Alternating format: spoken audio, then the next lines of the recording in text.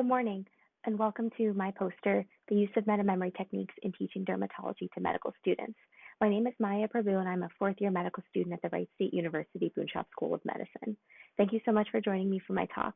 Before I get in, I'd like to talk a little bit about differential diagnosis and why my team and I are so passionate about that topic. So differential diagnosis is the process of forming differentials or diagnoses for a given patient case. And this is incredibly important in the arsenal of any physician or any clinician in general, because it allows us to provide timely and very patient-centered care for whatever condition the patient is coming in with. And it also allows us to be open and have dialogue with the patients about what our thoughts are about their condition. My team was initially drawn to this because we found that it isn't commonly taught in medical schools, at least in a very structured environment. Our previous studies have shown that meta-memory technique-driven differential diagnosis course, or mental tricks used to prime the brain, can be used to enhance differential diagnosis. Medical students who have participated in our course in the past have also shown that their confidence has increased after being a part of this course.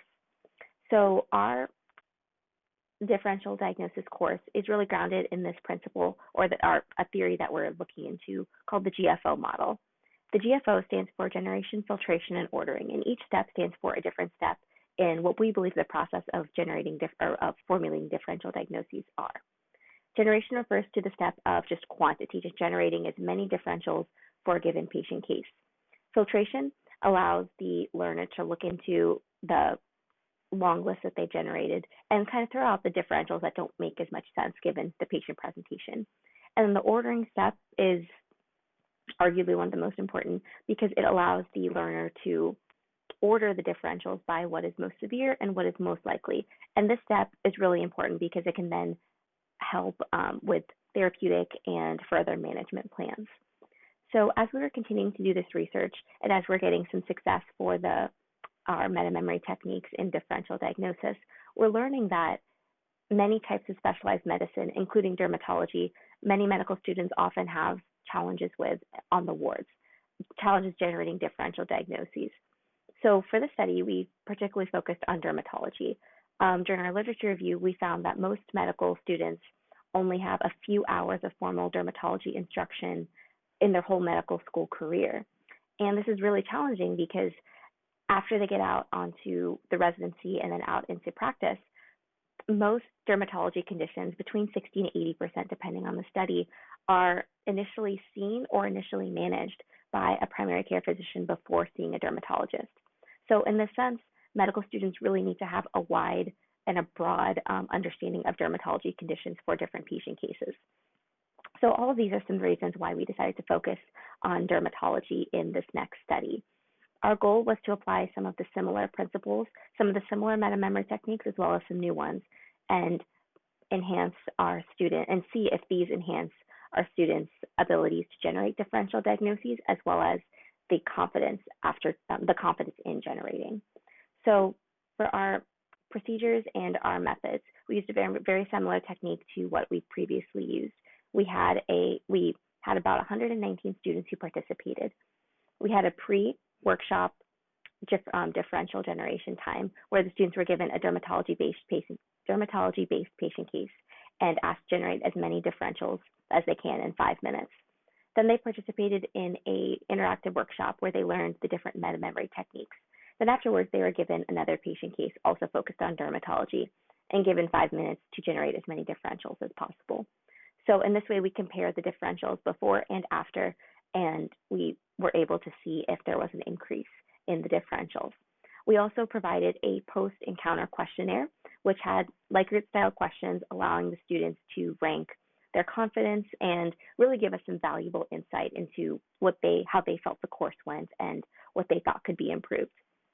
We used paired t-tests to, again, compare the differentials before and after. So the next part of my poster presentation are the meta-memory techniques that we used. I won't go into too much detail in this presentation, but please see the attached handout as they have detailed descriptions of the meta-memory techniques as well as of the post-encounter questionnaire that we used. it's our hope that anyone who comes to this poster can look at that handout and hopefully leave with some more information than when they came in. Next, I'd like to share the box and whisker plot below.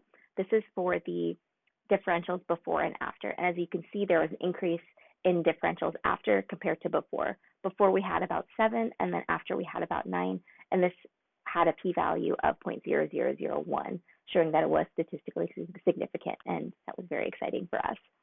The next box and whisker plot shows the results of the Likert style questionnaires. And overall, there's a little bit of variability, but generally the responses are neutral to very positive. And we found that although medical students have varying exposure to our differential techniques in the past, overall they found that this workshop was not only helpful, but it was really valuable to them. They felt that it helped them in generating dermatology differentials. They felt more confident, and they also felt that it was an important part of medical school curricula. That should be part of medical school curricula. So again, a lot of supporting information that really supports our differential diagnosis research. So in conclusion, we found that meta-memory techniques are incredibly valuable in teaching differential diagnosis. We're seeing a really strong link, and we're also seeing that it can be applied beyond general medicine. It has shown success here in our dermatology application. So for future steps, we'd like to apply it to other types of specialty medicine.